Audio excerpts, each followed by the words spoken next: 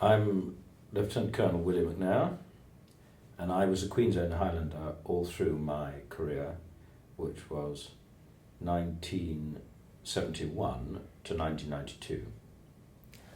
My name is Captain Freddie Macnair. I commissioned into the 1st Battalion of the Highlanders in 2005, and I am now actually a member of the Royal Regiment of Scotland, because in 2006 all the regiments amalgamated, and I've recently been a member of the 4th Battalion, the Highlanders, the 4th Battalion, the Royal Regiment of Scotland. We think that this is Neville Cameron, who was an officer in the East India Company in the late 18th and early 19th century. He's not a direct ancestor.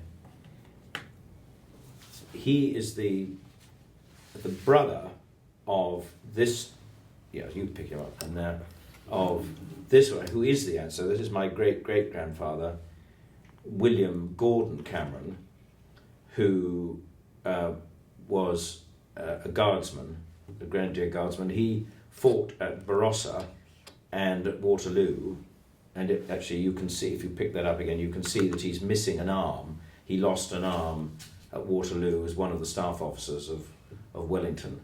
And then because the army had been reduced after the Napoleonic Wars, he served in the Hanoverian army. When he was serving in Germany, there was allegations made by this gentleman.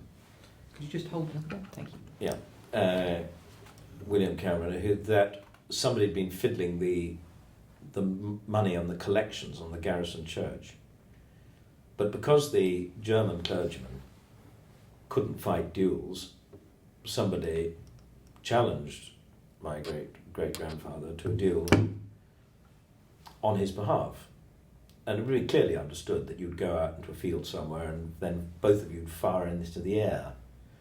So this gentleman who was doing just the nice thing, standing in for the clergyman, stood in the field and what they called deloped, fired into the air, at which point the odious Colonel C, with his very smart new pistols which he bought for the occasion, took a careful bead on him and shot him. And that caused a lot of adverse comment, and you've actually got all the correspondence here in the National Army Museum. And he sent his sons to the Royal Military Academy at Dresden, because he thought that the Saxon military training was the best at the time. And his eldest son ended up as a full general, General Sir William, and his younger son, Aylmer, got the VC in the Indian Mutiny.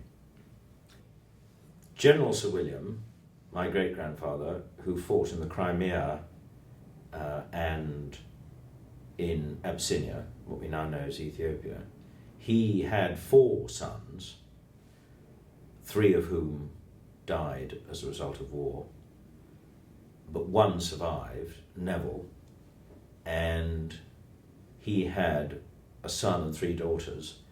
Son was sadly killed in October 1944, which was the end of the Camerons, but one of his sisters, Margaret, was my mother, and she had an older sister, Sybil, and Sybil had a son who served almost exactly the same time as me, Neville Washington. And then I also, in the same regiment, in the same battalion, my first cousin on my father's side also served in the same regiment. So, and my brother did as well. So at one stage there were 4 of us serving, and then Hugh, who was the last serving of that generation, actually overlapped with Freddie. So there has been continuous service, one way and another, since the first half of the 18th century.